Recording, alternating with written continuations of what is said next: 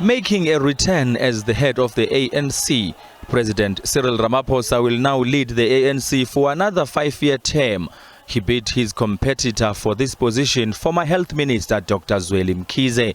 Voting for the ANC's top 7 took place at the 55th National Conference of the ANC in Nasrec in Johannesburg.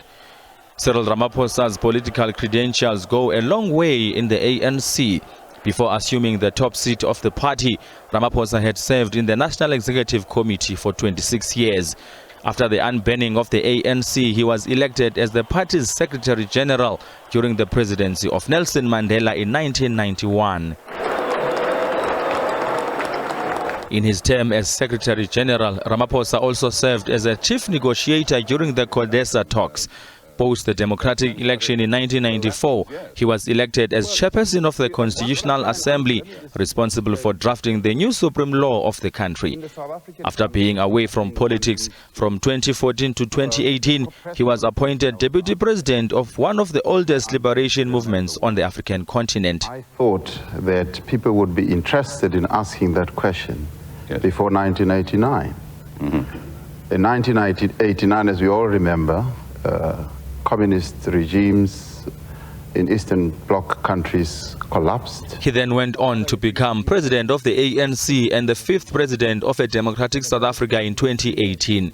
He took over from his predecessor Jacob Zuma when he resigned. Ramaphosa inherited a party that was afflicted by internal divisions and accused of corruption, which gave birth to state capture.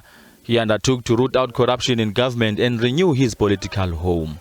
After he was officially elected to the position of the party president at the ANC's 54th National Conference, his CR17 campaign resulted in his own challenges with political parties, calling for his funders to be revealed. Returning from the business sector, Ramaphosa would find politics a different animal. In his first term as president, a global pandemic hit, changing the way the world operated. Unemployment and cost of living increased under his watch. Later, the president would deal with the new dark cloud hanging over his head, the Phala Farm Gate. We declare Comrade Cyril Ramaphosa as the new president of the African National Congress. Now it remains in his hands to shape the ANC for the next 5 years, following his re-election to the position of president. Many are already predicting that he will now advance his role as both the party and the country's president.